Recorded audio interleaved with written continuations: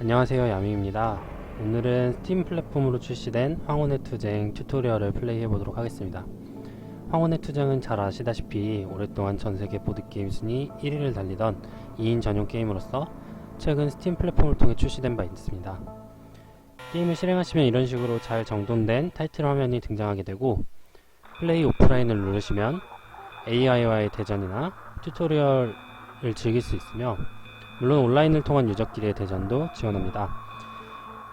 이 게임은 튜토리얼이 굉장히 잘 구성되어 있어서 황혼의 투쟁을 처음 해보시는 분들께 굉장히 유용하게 사용될 수 있지만, 영어로 제작되어 있다 보니까 접근성이 떨어지는 부분이 없지 않아 있습니다. 이 영상에서는 황혼의 투쟁 스팀 버전의 튜토리얼을 플레이함으로써 룰을 쉽게 설명해 드리고자 합니다. 그럼 튜토리얼을 시작해 보도록 하겠습니다. 튜토리얼에서는 보드게임 시의 초기 세팅에 대해서 알려주지 않으니 보드게임을 이용해서 황투를 즐기시는 분들은 룰북을 참조해주세요. 황혼의 투쟁은 냉전 시기를 다룬 게임으로서 총 10턴 동안 게임이 진행됩니다. 승리를 위해서는 승점 20점을 획득을 해야 하며, 만약 게임이 끝날 때까지 이 점수를 획득하지 못하면 두 플레이어 중 승점이 높은 사람이 승리하게 됩니다. 이 튜토리얼에서는 우리는 미국을 플레이를 하게 되고 인공지능이 소련을 플레이하게 됩니다. 매 턴 시작할 때마다 각 플레이어는 핸드에 카드를 받게 됩니다. 첫 번째 턴에는 8장의 카드를 받게 되죠.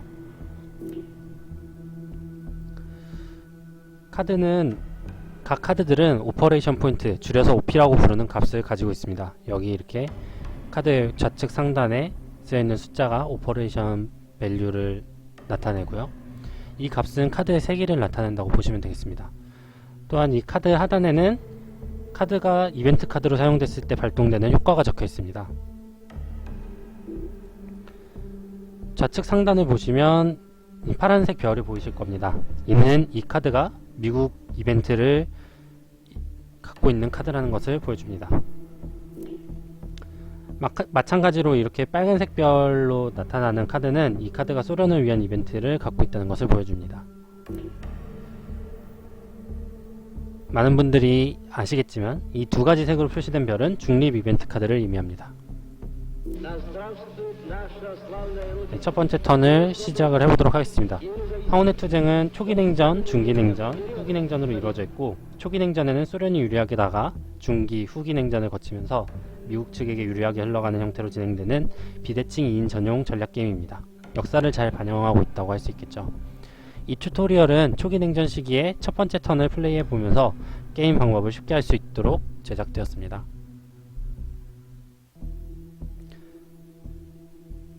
매 턴의 첫 번째 단계는 헤드라인 단계라고 불립니다. 각 플레이어들은 비공개로 하나씩 카드를 선택하여 플레이하게 됩니다.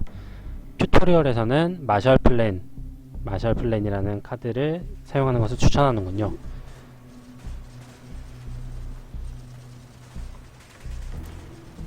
스팀 버전에서는 이렇게 클릭으로 카드를 플레이를 할 수 있겠지만, 일반 보드게임에서는 유저들이 비공개로 카드를 뒤집어 놓고 모두가 카드를 냈을 때 동시에 카드를 공개하여 플레이합니다.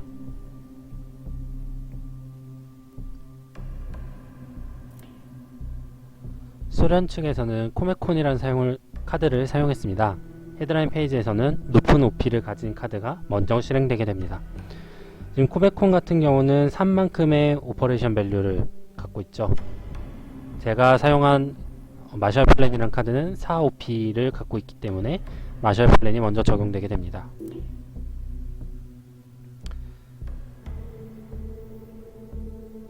헤드라인 페이지에서는 사용된 카드의 이벤트가 발동이 되게 되는데요. 마셜 플랜의 경우 소련의 컨트롤을 받지 않는 7개의 서유럽 국가에 미국의 영향력을 각각 1씩 배치할 수 있습니다.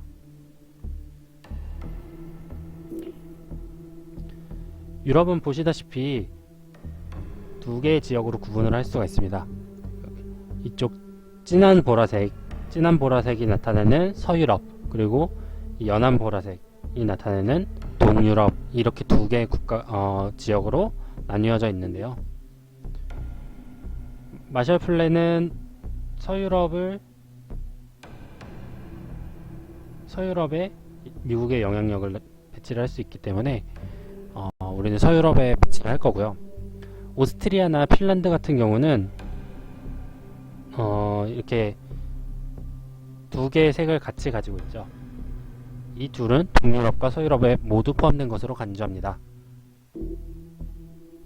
그럼 우리는 터키에 영향력을 배치해 보도록 하죠.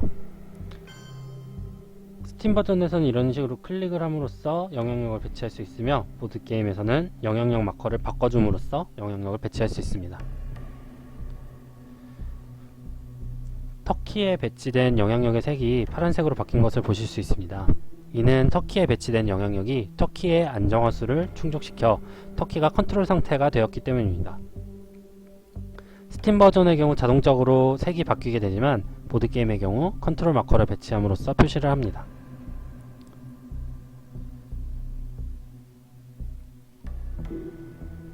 각 국가들은 안정화수라는 것을 가지고 있습니다. 안정화수라는 건 지금 여기 보시다시피 각 국가의 우측 상단에 위치한 숫자를 나타내는데요. 해당 나라의 안정화수보다 양 진영 사이의 영향력 차가 더 크다면 그 나라는 더 많은 영향력을 배치한 진영에 컨트롤되게 됩니다. 예를 들어 페루의 경우 이만큼의 안정화수를 가지고 있습니다. 지금 미국이 1만큼의 1만큼의 영향력을 배치를 하면 아직 페루는 미국의 컨트롤 상태가 아닙니다. 하지만 페루의 이만큼의 영향력을 미국이 배치를 한다면 소련의 영향력이 0이기 때문에 영향력의 차가 안정화수인 2 이상이 되고, 따라서 페루는 미국 측 컨트롤 상태가 됩니다. 마찬가지로 미국이 2, 소련이 1만큼의 영향력을 배치하게 되면 차이가 1밖에 나지 않기 때문에 컨트롤 상태가 아니게 되고, 미국이 3, 소련이 1을 배치한 경우 영향력의 차이가 안정화수인 2 이상이기 때문에 미국 측 컨트롤 상태가 됩니다. 그 다음으로는 튜토리얼이 시키는 대로 그리스, 이태리, 서독, 프랑스, 베네룩스, 스페인, 포르투갈에 각각 1씩 배치를 함으로써 마샬 플랜의 이벤트를 끝내고요.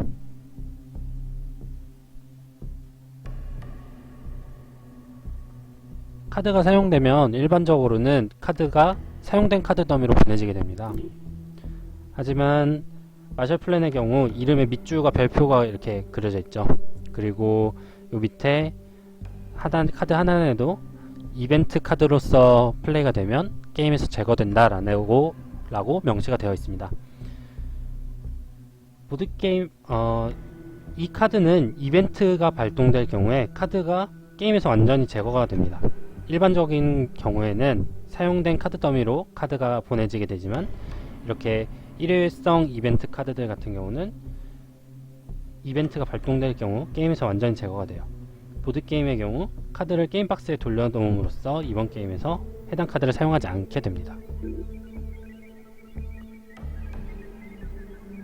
일반적으로 카드 더미가 다 떨어지게 되면 사용된 카드 더미를 다시 잘 섞어서 사용하기 때문에 한번 사용된 카드가 다시 사용될 수도 있습니다. 하지만 이렇게 일회성 카드 같은 경우에는 이벤트로 사용되면 게임에서 카드가 제거되기 때문에 다시는 해당 카드가 게임에서 등장을 할 수가 없죠. 마샬 플랜이 플레이되었고 이제 게임에서 제거가 되었습니다. 이제 코메콘이 적용될 차례입니다.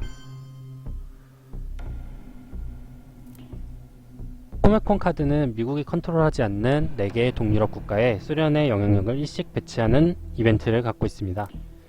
그래서 소련은 오스트리아, 그리고 체코슬로바키아, 헝가리, 로마니아에 각각 일씩 영향력을 배치했습니다. 코메콘 카드 역시 밑줄과 별 표시가 있는 일회성 이벤트 카드이기 때문에 이벤트로 사용된 후에 게임에서 제거가 됩니다. 양측 플레이어가 헤드라인 카드를 사용하고 나면 헤드라인 단계가 끝납니다. 이후 6개의 액션 라운드가 진행되는데 항상 소련이 먼저 액션을 합니다. 첫 번째 소련 턴입니다.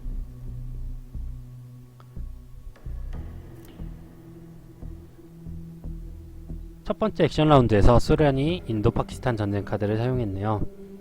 플레이어가 카드를 사용하면 플레이어는 이 카드를 OP, 오퍼레이션 포인트를 이용해서 사용을 할지 아니면 이벤트로 카드를 사용을 할지를 결정을 해야 합니다.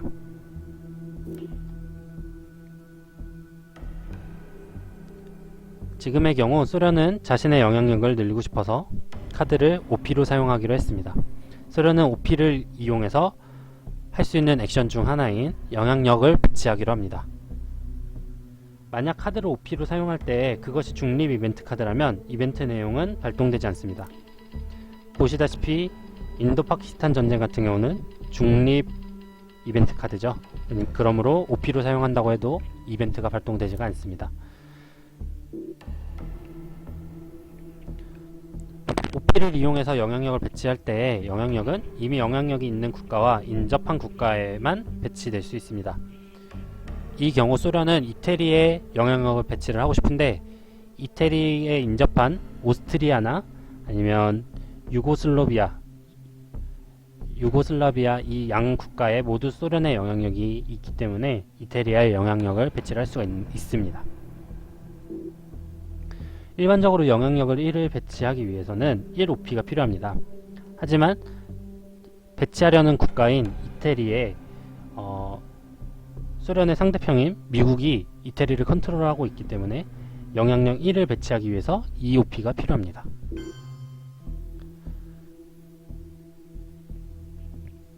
미국이 이태리를 컨트롤하고 있기 때문에 소련은 2OP를 써서 이태리에 1만큼 영향력을 배치하고 모든 OP를 소모하여 액션 라운드가 종료됩니다.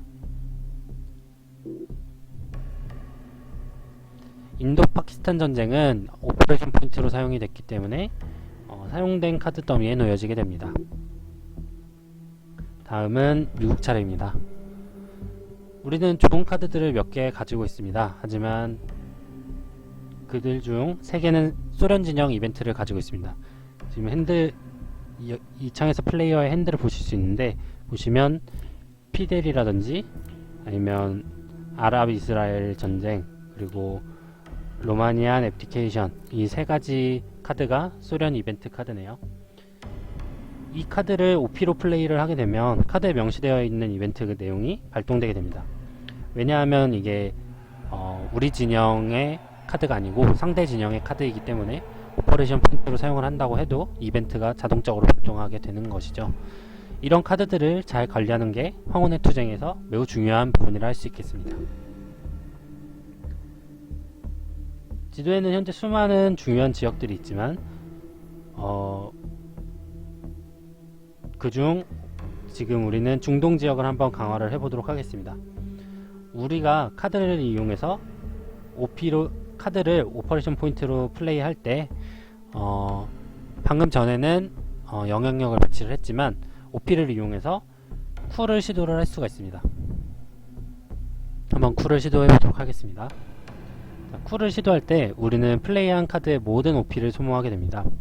쿨은 상대 진영이 영향력이 있는 국가에서 시도될 수 있으며 낮은 안정화 수를 가진 나라일수록 쿨가 성공할 가능성이 높아집니다.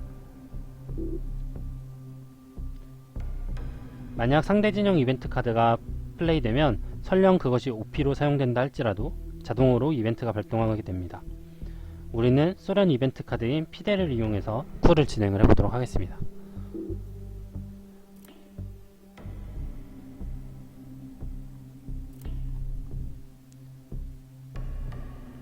쿨을 진행할 대상으로는 시리아를 선정해 보도록 하겠습니다. 시리아는 낮은 안정화수 2만큼의 안정화수를 갖고 있기 때문에 쿨의 성공 가능성이 높습니다. 스팀 버전 황혼의 투쟁에서는 쿨을 시도하기 전에 이런 식으로 우리가 얻을 수 있는 모든 경우의 수를 볼 수 있습니다. 물론 보드게임 버전에서는 이러한 계산 같은 거를 플레이어가 스스로 해야 합니다. 쿨의 세기는 우리가 사용한 카드의 OP와 육면체 주사위를 굴려 나온 눈의 합으로 결정됩니다. 국가의 쿨 방어력은 그 국가가 갖고 있는 안정화수의 2배입니다. 시리아의 경우 2만큼의 안정화수를 갖고 있기 때문에 쿠 방어력이 4입니다. 만약 쿠의 방어력이 쿠의 3개보다 높으면 쿠가 실패하게 되고, 반대로 쿠의 3개가 쿠의 방어력보다 높으면 쿠가 성공하게 됩니다. 쿠가 성공하게 되면 쿠의 3개와 쿠의 방어력의 차 1당 상대방의 영향력 1을 줄일 수 있습니다. 만약 그 차이가 상대방의 영향력보다 크다면 상대방의 영향력을 줄이고 남은 숫자만큼 자신의 영향력을 배치할 수 있습니다. 그러면 쿠를 한번 시도해보죠. 주사를 굴려 4가 나왔네요. 저희가 EOP를 사용을 해서 쿠를 진행을 했고, 주사에는 4가 나왔으므로 쿠의 세기는 총 6만큼의 쿠의 세기를 갖게 됩니다. 아까 언급했다시피 시리아의 쿠 방어력은 4죠. 그래서 6에서 4를 뺀 2만큼 우리가 더 높기 때문에 미국 진영에서 쿠를 성공시켰습니다. 이를 2만큼의 차이가 나기 때문에 이를 이용해서 시리아에 배치되어 있는 1의 소련 영향력을 제거하고 1만큼 자유진영의 영향력을 배치할 수 있습니다. 쿠를 시도하면 쿠를 시도하기 위해 사용한 카드의 OP만큼 군사작전 포인트가 증가하게 됩니다. 이 경우 우리는 EOP 카드를 이용해서 쿠를 시도했기 때문에 이만큼의 군사작전 포인트를 받게 되죠. 이 군사작전 포인트는 턴이 끝날 때마다 승점을 주게 됩니다. 만약 턴이 끝날 때 데프콘 레벨보다 낮은 군사 점수를 갖는다면 그만큼 승점을 잃게 됩니다. 지금 현재 턴이 끝나게 되면 데프콘 레벨이 5인 상태에서 미국은 이만큼의 군사 점수를 갖고 있고, 소련은 군사 점수가 없기 때문에 미국은 3점 감점, 그리고 소련은 5점 감점을 받게 되겠지요. 하지만 이는 곧 미국이 2점을 득점하는 것과 같은 효과를 나타냅니다. 즉, 데프콘 레벨을 신경 쓰는 것과 함께 상대방의 군사작전 포인트보다 많은 군사작전 포인트를 확보하는 것이 중요할 수 있습니다.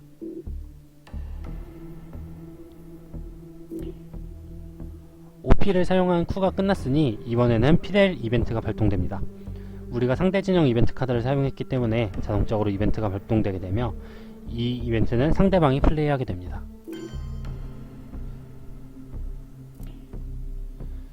피델 카드는 쿠바에서 미국의 영향력을 없애고 쿠바의 안정화 수만큼 소련의 영향력을 배치하게 합니다. 따라서 소련의 영향력 3이 쿠바에 배치되게 되고요. 이로써 소련이 중미 대륙의 한 국가를 컨트롤하게 되었습니다.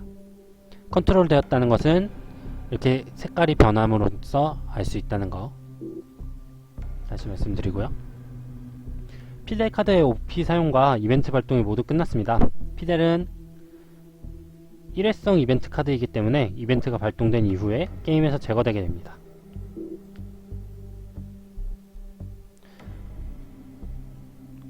두 번째 라운드에서 소련은 인디펜던트 레즈라는 카드를 OP로 사용을 했습니다. 이 OP를 이용해서 이란과 프랑스의 영향력을 각각 1씩 배치했네요. 이 카드는 미국 이벤트 카드입니다. 미국 이벤트 카드를 소련에서 사용했기 때문에 이벤트가 자동적으로 발동되게 되겠죠. 미국은 유고슬라비아, 루마니아, 불가리아, 헝가리, 체코슬로바키아 중 한 국가에 배치되어 있는 소련의 영향력과 같은 양의 미국 영향력을 배치할 수 있습니다. 지금 같은 경우는 이제 유고슬라비아에 소련의 영향력이 1이 있으니까 제가 만약에 유고슬라비아를 선택을 하면 거기에 소련의 영향력과 같은 숫자인 1만큼이 배치가 되겠죠. 그래서 유고슬라비아를 한번 선택을 해보도록 하겠습니다.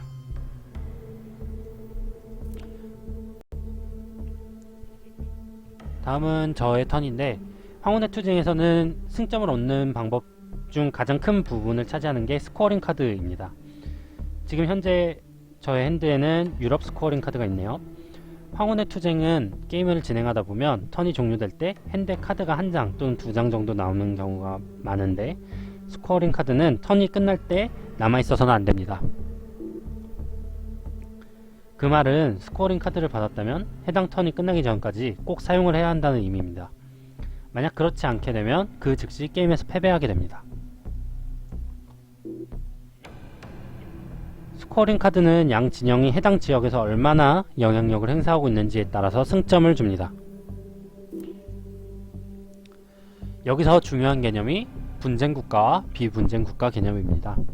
지역에 미치는 영향력은 일반적으로 분쟁국가 수에 따라 판단이 됩니다. 분쟁국가는 이렇게 빨간색으로 표시가 되어 있는데요. 보드게임의 경우는 약간 보랏빛을 띠는 색으로 표시가 되어 있습니다.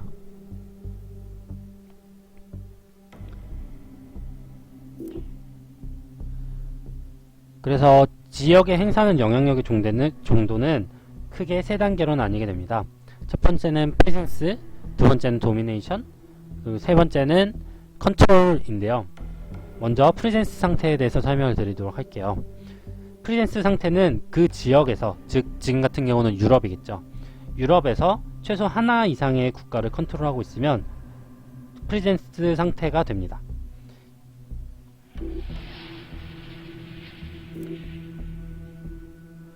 현재 미국은 유럽에서 5개의 나라를 컨트롤하고 있으므로 프리센스 상태이며 3만큼의 승점을 얻을 수 있습니다. 소련은 2개의 국가를 컨트롤하고 있으므로 이 역시 프리센스 상태라고 할 수 있으며 승점 3점을 얻을 수 있겠죠.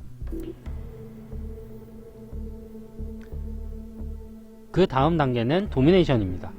도미네이션 상태가 되려면 유럽, 그러니까 지금 같은 경우는 유럽이고 해당 지역에서 컨트롤하는 국가의 총수, 그러니까 내가 컨트롤하고 있는 국가의 총수가 상대 진영보다 많고, 그리고 자신이 컨트롤하고 있는 분쟁국가의 수가 상대방이 컨트롤하고 있는 분쟁국가의 수보다 많아야 합니다. 이 두 가지를 모두 충족해야 도미네이션 상태가 됩니다. 이때 최소 하나 이상의 비분쟁국가가 포함되어 있어야 합니다. 즉 분쟁국가만 많이 컨트롤한다고 해서 도미네이션 상태가 되는 것이 아닙니다. 미국의 경우 유럽에서 소련보다 많은 국가를 컨트롤하고 있지만 컨트롤하는 분쟁국가의 수가 양측 진영 모두 2개이기 때문에 도미네이션 상태가 될 수 없습니다. 마지막 단계는 컨트롤 단계입니다. 컨트롤 단계는 해당 지역에서 상대방보다 더 많은 국가를 컨트롤할 뿐만 아니라 모든 분쟁국가를 컨트롤하고 있어야 합니다. 대부분의 스코어링 카드에서는 컨트롤 단계 때 가장 큰 점수를 주게 되지만 유럽은 소련과 미국에게 굉장히 중요한 지역이기 때문에 유럽 지역에서 컨트롤 상태로 승점 카드를 사용하게 되면 즉시 게임에서 승리할 수 있습니다. 또한 플레이어는 해당 지역에서 자신이 컨트롤하고 있는 분쟁국가당 1점의 승점을 얻을 수 있습니다. 지금의 경우는 2개의 분쟁국가를 컨트롤하고 있으므로 프리센스 점수 3점 외에 이만큼의 승점을 추가적으로 얻을 수 있겠네요. 마지막으로 상대방의 모국, 소련 플레이어에게는 미국이 되고 미국 플레이어에게는 소련이 되겠죠. 해당 지역에서 상대방의 모국에 인접한 국가를 컨트롤하고 있다면 그 국가당 추가로 1점을 받게 됩니다. 유럽의 경우 소련에 인접한 국가는 핀란드, 폴란드, 로마니아가 있습니다. 이 국가를 만약에 미국이 컨트롤하고 있다면 컨트롤한 국가 하나당 1점의 추가 점수를 얻을 수 있고요. 캐나다 같은 경우는 이제 유럽 국가 중에서 유일하게 미국에 인접한 국가입니다. 그래서 만약에 소련이 이 국가를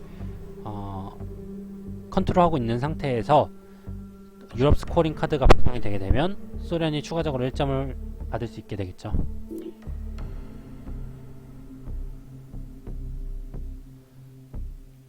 지금 현재로서는 소련이나 미국이나 둘 다 3점 프리젠스 상태이기 때문에 3점을 받을 수 있고, 또한 2개씩의 분쟁 국가를 컨트롤하고 있기 때문에 2점의 추가 점수를 받을 수 있어서 총 5점을 얻을 수 있습니다. 미국도 5점, 소련도 5점의 승점을 받는다면 결국 양 진영이 같은 점수를 얻게 되기 때문에 승점은 그대로 0인 상태로 유지가 됩니다.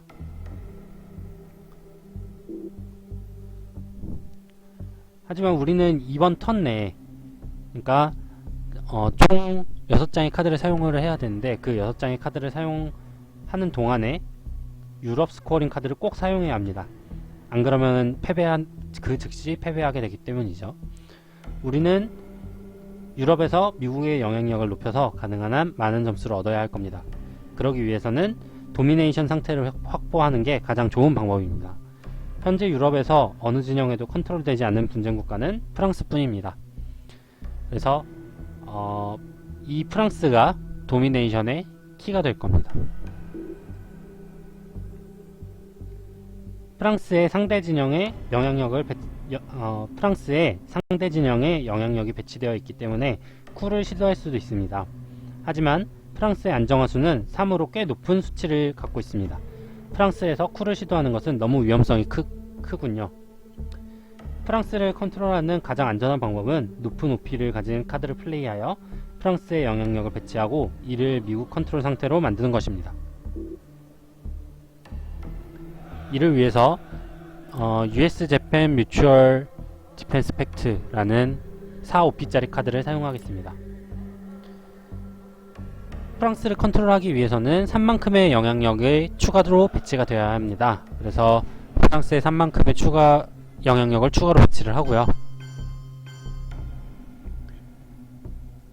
이제 프랑스는 미국이 컨트롤하게 되었습니다. 유럽 지역에서도 도미네이션 상태를 확보하게 되었고요.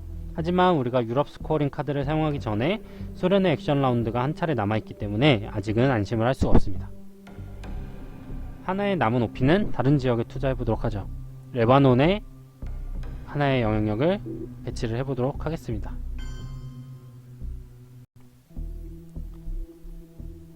소련의 세 번째 라운드입니다. 소련은 이번 라운드에서 2OP짜리 베트남 리볼트 카드를 사용하여 프랑스의 쿨을 시도를 했습니다.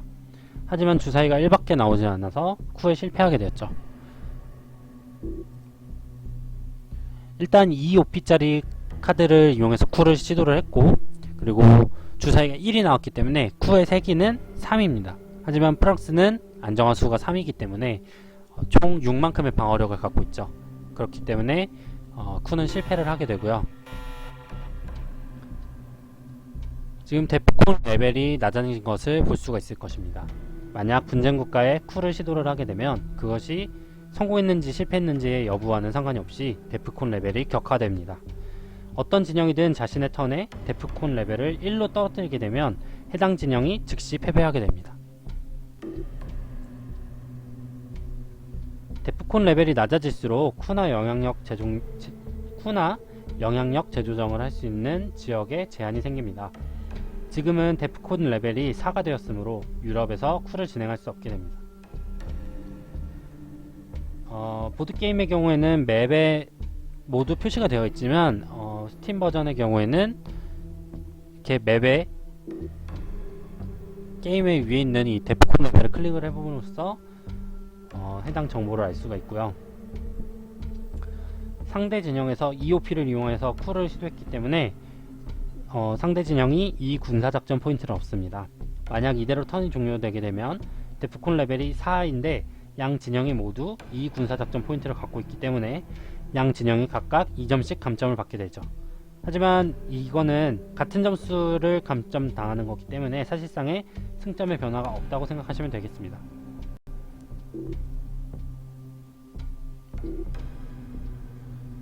상대 진영에서 베트남 리볼트 카드를 사용해서 쿨을 일으켰었죠. 이 카드에도 밑줄과 별표가 그려져 있기 때문에 보시면 별표가 그려져 있죠. 일회성 이벤트 카드이긴 하지만 이 카드가 이벤트로서 사용되는 게 아니고 OP로서 사용이 된 거기 때문에 이 카드가 게임에서 제거되지 않고 다시 사용된 카드 더미에 놓여지게 됩니다.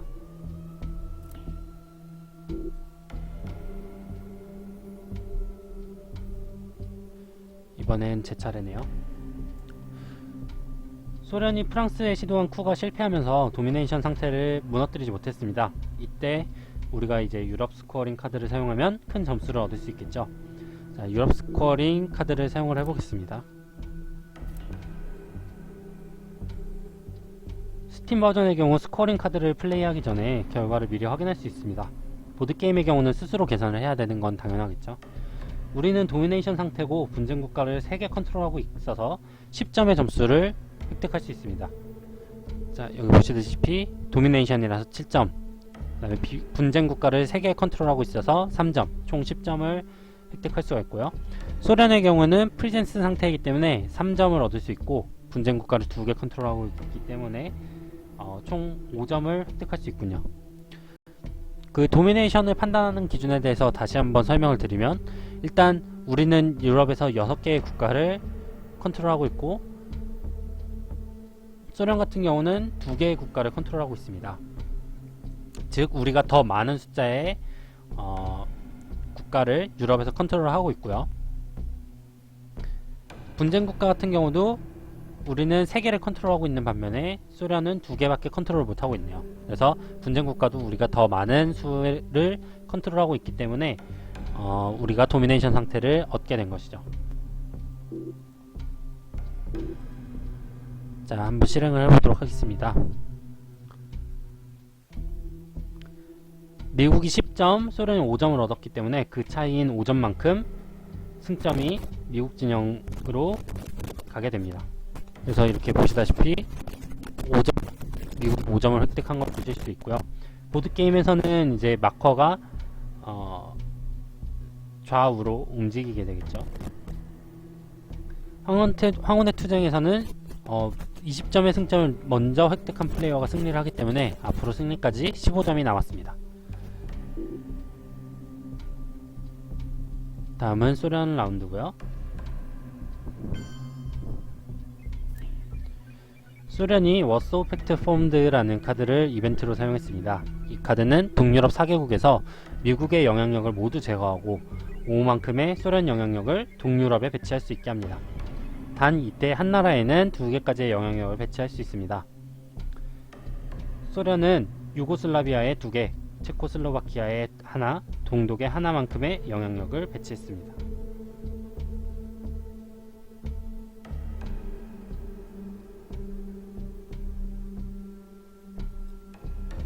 죄송합니다. 소련은 유고슬라비아에 2개, 체코슬로바키아에 2개, 동독에 1만큼의 영향력을 배치했습니다.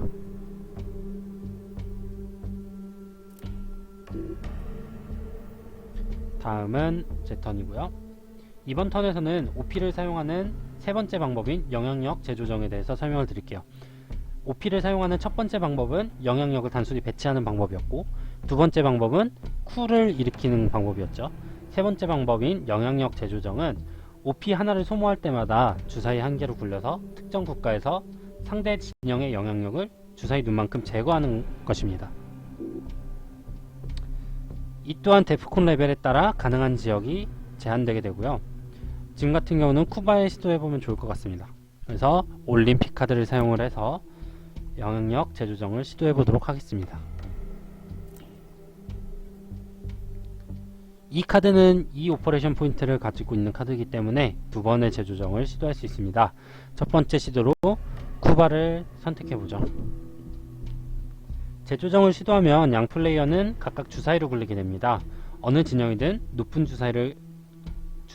주사위가 나온 진영은 그 차이만큼 해당 국가에서 상대 진영의 영향력을 제거할 수 있습니다.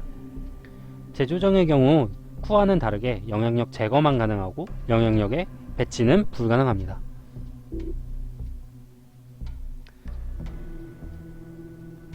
소련의 경우 쿠바에서 더 많은 영향력을 갖고 있는 상황이기 때문에 주사위 결과에 1만큼이 더해지게 됩니다. 또한 해당 국가에 인접한 국가를 컨트롤하고 있다면 그 수만큼 주사위 결과에 더해지게 됩니다.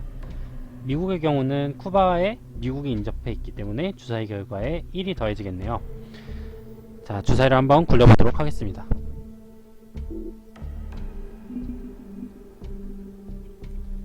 미국은 4, 소련은 3이 나왔군요. 보너스는 어차피 양측 모두 1이기 때문에 무시해도 무관합니다. 미국이 1만큼 더 크기 때문에 소련의 영향력이 2로 감소하게 됩니다. 영향력이 1 감소한 거죠. 쿠바는 더 이상 소련에 컨트롤되지 않은 상태입니다. 하지만 아직도 소련의 영향력이 배치되어 있기 때문에 우리가 한 번 더 시도를 해서 다시 한번 재배치를 시도를 해서 소련의 영향력을 제거해 보도록 합시다.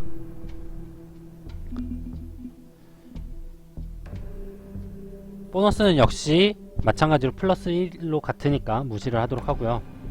미국이 5, 소련이 2가 나와서 총 4만큼의 차이가 납니다. 이를 이용해서 소련의 영향력을 이만큼 제거를 했네요. 아까도 말씀드렸지만 쿠와는 다르게 여분의 차이가 남았다고 하더라도 이를 이용해서 영향력을 배치하는 것은 불가능합니다.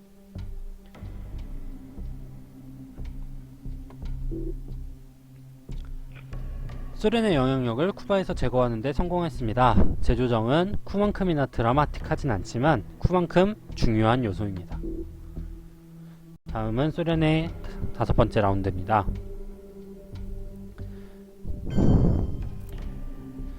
소련이 중국 카드를 사용해서 영향력을 배치했습니다. 중국 카드는 특이하게도 플레이를 하게 되면 사용된 카드 더미로 가는 것이 아니라 상대 진영의 핸드로 가게 됩니다. 처음 시작할 때 소련은 중국 카드를 들고 시작을 하게 되는데 방금 전에 이것을 사용한 것이고요.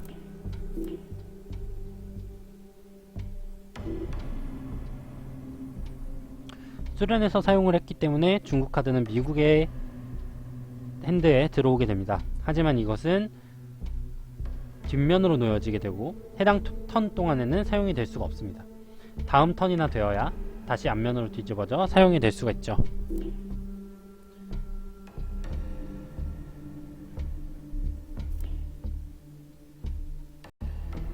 소련이 중동 지역에서의 작전을 계속 진행하고 있네요.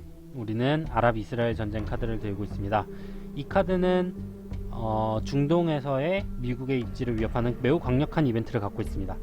다행히도 이 이벤트를 피할 수 있는 방법이 있습니다. 우리는 카드를 플레이하는 방법으로 이벤트 사용과 OP 사용을 해봤고, 그리고 OP를 사용하는 경우에 영향력 배치, 쿠, 영향력 재조정을 할 수 있다는 것을 이미 튜토리얼을 통해서 배웠고요. 이번 턴에서는 카드를 사용하는 마지막 방법인 우주 경쟁을 소개하려 합니다. 만약 우주 경쟁으로 카드를 사용하게 되면 어떤 이벤트든 관계없이 이벤트가 발동되지 않습니다. 보통 한 턴에는 한 번의 우주 경쟁만 시도할 수 있습니다. 우주 경쟁 트랙을 보면 상황을 알 수 있죠. 다음 칸으로 진행하기 위해서는 2 이상의 OP를 갖는 카드를 사용해서 우주 경쟁 시도를 해야 합니다.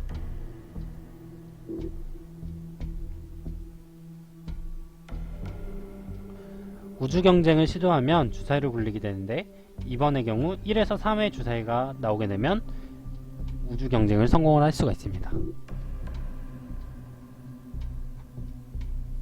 아랍-이스라엘 전쟁 카드를 이용해서 우주 경쟁을 시도해 보도록 하겠습니다.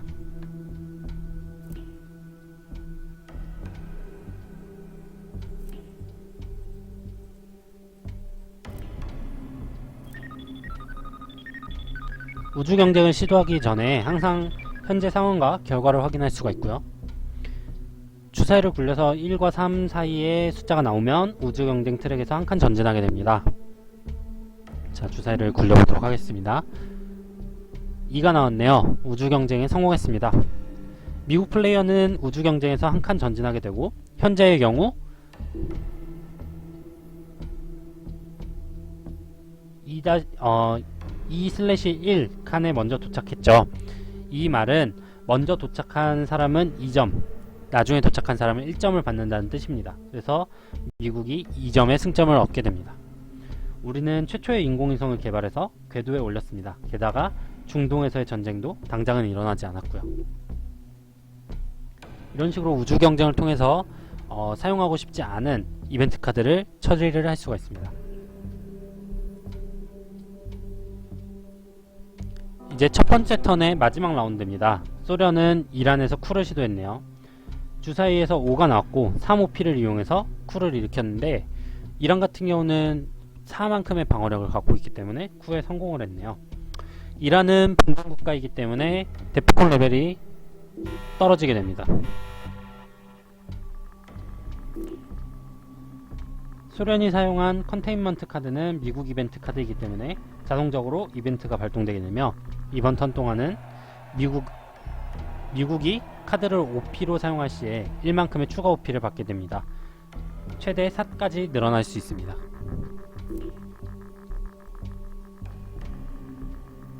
이제 1턴의 마지막 라운드입니다. 우리는 1OP 카드들만을 갖고 있기 때문에 우리는 1OP 카드들만을 가지고 있지만 소련이 플레이한 컨테인먼트 카드들 덕분에 이 카드들을 2OP로 사용을 할 수가 있습니다. 캡처드 나치 사이언티스트는 이벤트로 사용될 경우에 우주 경쟁 마커를 한 칸 더 앞으로 이동을 시킬 수가 있고요. 로마니안 앱디케이션 같은 경우는 소련 이벤트 카드이므로 이를 OP로 사용하게 되면 로마니아를 소련 컨트롤 상태로 만들게 됩니다. 이 카드는 일회용 이벤트 카드이기 때문에 이벤트가 플레이되면 게임에서 제거되게 됩니다. 가끔은 상대방의 이벤트 카드를 플레이하는 것이 더 나을 수도 있습니다. 왜냐하면 이런 식으로 상대편의 이벤트 카드를 플레이를 하여서 초반에 제거하게 돼버리면 게임 후반으로 갈수록 상대편의 이벤트 카드가 없어지기 때문이죠. 그러니 이번에는 로마니안 애플리케이션 카드를 플레이를 해보도록 하겠습니다. 하지만 이번에는 조금 다르게 우리가 OP를 먼저 쓰고 이벤트가 벌어지도록 하는 것이 아니라 상대방이 이벤트를 먼저 발동시키고 우리가 나중에 OP를 쓰도록 하겠습니다.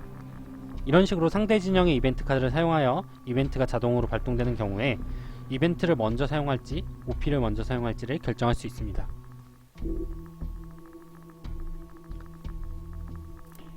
스팀 버전의 경우는 Resolve Event First를 누르면 이벤트가 먼저 발동이 되게 되죠. 보시는 것과 같이 로마니아가 소련 컨트롤 상태가 되었습니다. 이제 우리는 이 카드 OP를 이용해서 플레이를 할 수가 있고요.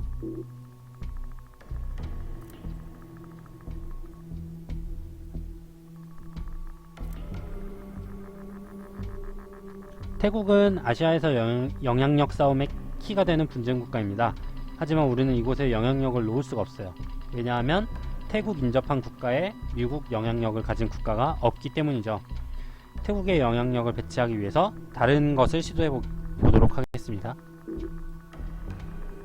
자, 오스트레일리아와 인접한 말레이시아에 1만큼의 영향력을 배치를 해보도록 할게요. 이제 우리는 태국 인접 국가에 영향력이 있는 국가를 갖게 되었습니다. 하지만 여전히 태국에는 영향력을 배치할 수가 없어요. 왜냐하면 이번 라운드를 시작할 때 태국 인접 국가에 미국 영향력이 없었기 때문이죠. 모든 영향력은 동시에 배치되는 것으로 간주되기 때문에 징검다리를 건너듯이 연속적으로 배치되는 것은 불가능합니다. 대신 동남아의 다른 지역에 영향력을 배치해 보도록 할게요. 인도네시아에 1만큼의 영향력을 배치하도록 하겠습니다.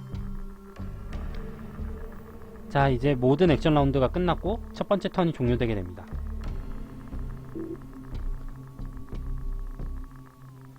턴이 종료되면 군사작전 점수를 체크하게 됩니다. 현재 데프콘 레벨이 3이고 미국의 군사작전 점수는 2입니다. 따라서 미국은 마이너스 1만큼의 감점을 얻게 되고요. 반면 소련은 5 군사작전 점수를 갖고 있고 따라서 감점이 없습니다. 따라서 미국은 마이너스 1점 감점, 소련은 0점 감점이기 때문에 미국의 승점이 1 감점된 상태로 턴이 종료되게 됩니다.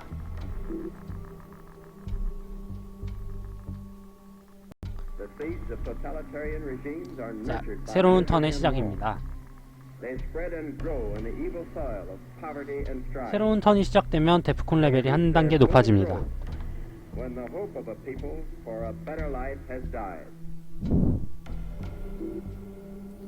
이후 각 플레이어는 핸들을 8장까지 보충받게 됩니다.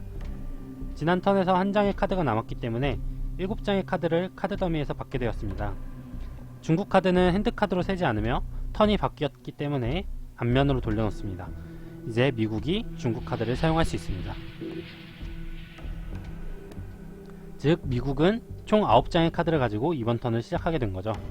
첫 번째 턴에서 했던 것처럼 헤드라인 단계를 진행하고 6개의 액션 라운드를 할 것입니다. 그러면 두 번째 턴이 종료될 때에는 2개의 카드가 남게 되겠네요.